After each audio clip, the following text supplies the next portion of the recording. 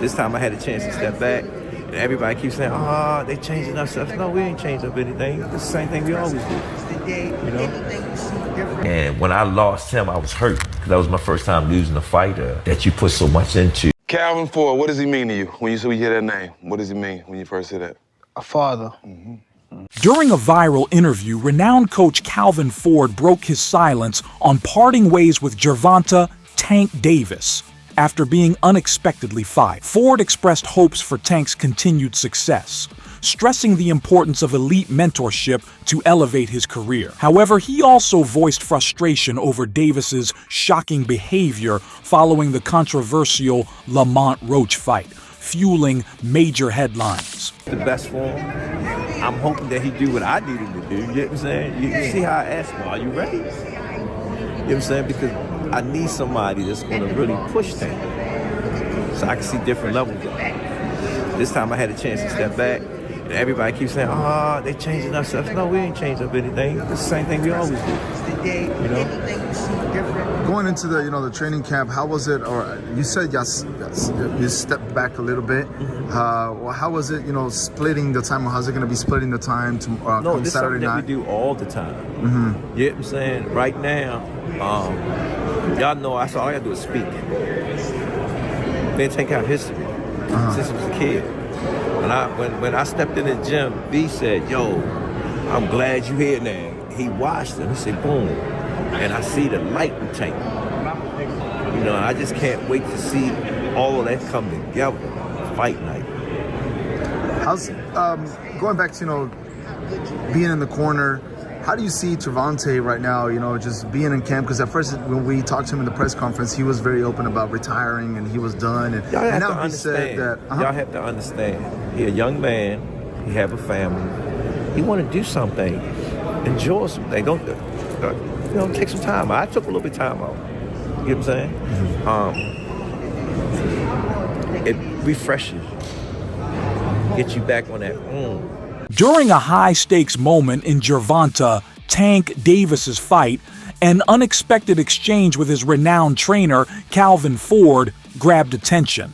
As Ford wiped Davis's sweat and gave instructions, Davis abruptly cut in, saying, "You gotta stop and listen to me." This rare frustration hinted at deeper tension, perhaps a communication breakdown between the superstar boxer and his veteran coach, fueling speculation about the dynamics behind one of boxing's biggest pay-per-view attractions. Davis and Ford's bond wasn't just business, but deeply personal. Davis once stated that Ford could predict his every move in the ring. Their partnership thrived on trust, experience, and an unspoken connection, fueling Davis's meteoric rise. Ford was instrumental in crafting Davis into one of boxing's most feared fighters. This dynamic duo dominated for years, driving engagement and pay-per-view sales. However, as recent tensions surfaced, the chemistry shifted, leaving fans questioning the future of this once unbreakable alliance. Matter of fact, before they stopped it, I said every time I stop somebody, I call it out. Every time he come in the corner and talk to him, and I said, "Yo, what you doing?" He'll look this way, he'll look this way. He's about to stop. Can I start touching them more and more?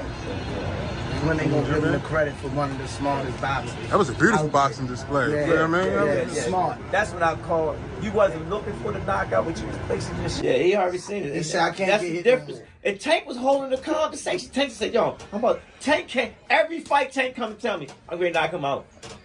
Yeah. He'll tell me, "I'm going to knock him out." Because we said.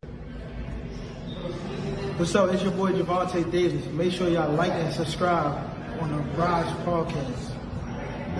Reports emerged months ago indicating a professional split between Davis and Ford. Ford, addressing the emotional toll, stated, "People rarely grasp my struggles, convictions, and emotions, but I do." Meanwhile, Davis seemed to embrace a new path, subtly hinting at change. He remarked, "The fewer people you associate with, the fewer problems you encounter." While he didn't explicitly confirm the separation, his words strongly suggested a fresh start, potentially without Ford. This high-profile shift has fueled speculation, driving engagement across social media as audiences crave exclusive insights into the evolving dynamics of these influential figures.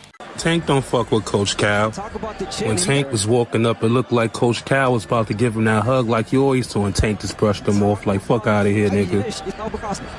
Whoop, excuse me.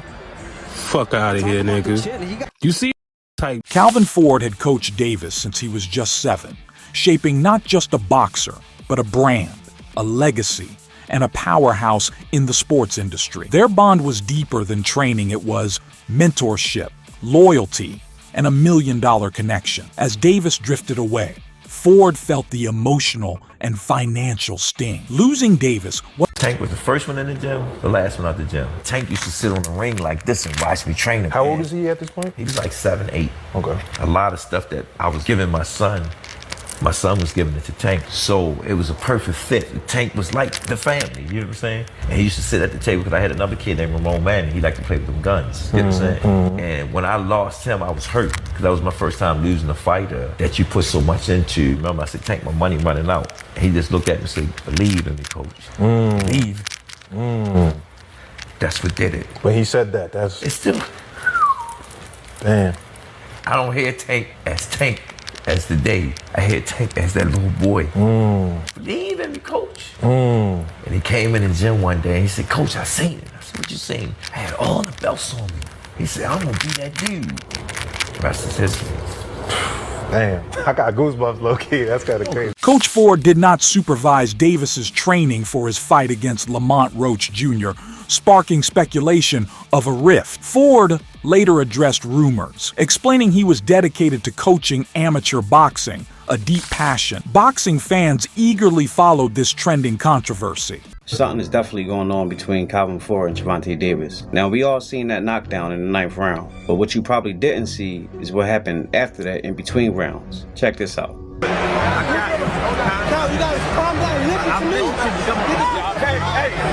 Coach Barry Hunter trained Tank for this fight with Lamont Roach, not Calvin Ford. A lot of people were saying that this performance has something to do with that. So, is something really going on between Calvin Ford and Tank Davis? Check out what Tank had to say. No, I wasn't really paying attention to the crowd. You know what I mean? I was more so.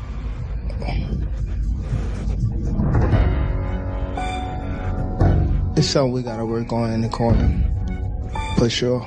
However, that clarification didn't prevent loyal fans from speculating whether this marked the potential collapse of their lucrative, high-stakes collaboration. That little break in between you guys not being, was there like kind of like a family fondness where? No, like, he came to see me. Dad, slow down, I'm worrying about you because, boom, he knows that I spend time with my amateurs. You know me, both of y'all know me very well. Yeah. Don't I spend time with my amateurs? Yeah. All the time. That's my peace. And he know when I go spend time with my peace, I'm going through things. You know what I'm saying? When he was there, at least I know where he was at. Because it was something that we didn't do. It was something that we normally do. Y'all with me?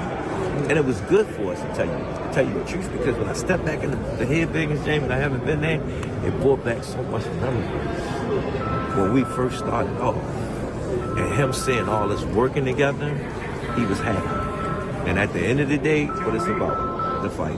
Ford's greatest strength as a trainer was his deep psychological insight into Davis's mindset. He mastered the art of motivation, knowing exactly how to push Davis's limits, keep him laser focused, and ignite his competitive fire. Ford's ability to establish a powerful mental connection with Davis played a key role in their overwhelming success. Many speculated that without Ford's strategic influence, Davis might lose the psychological edge that made him an unstoppable force in the boxing world. Just did. We got off the cameras once. It ain't about the dub with me. It's about, do you got that will against will? I don't know. I know I can. I ain't pushed no buttons with Tank yet. I came from a different beast. I understand what we got to go against every time we get in there. That square box of lunch is serious. So when I talk to him, he know what I'm talking about. But let's see Enter the 20 seconds. Run. Deal with it. Davis frequently credits Ford for shaping his journey, calling him more than a trainer. As a rising fighter in Baltimore, Davis found guidance and stability in Ford's mentorship, even living at his house during crucial moments of his career. You know, Calvin, he been with me since I was 7. I used to sleep in Coach Calvin's house. I used to sleep at his job when he was working at a seafood restaurant in Baltimore. When I had to train Tank, when I didn't want him to get in trouble and I wanted to make sure we was together, I used to take him to work with me. And he'd chill. Everybody know him. Everybody know him at work. Remember Calvin used to fuss at the guys that was coming up with me, and they was in the streets a lot. He was telling them, like, you can't have 1 foot in and 1 foot out. You gotta be, like, all the way in it, like, focus on the goal, you know, and them guys, they went left, and unfortunately, they got killed. You weigh the odds out like that. Do you want him to go to jail or you want him to live?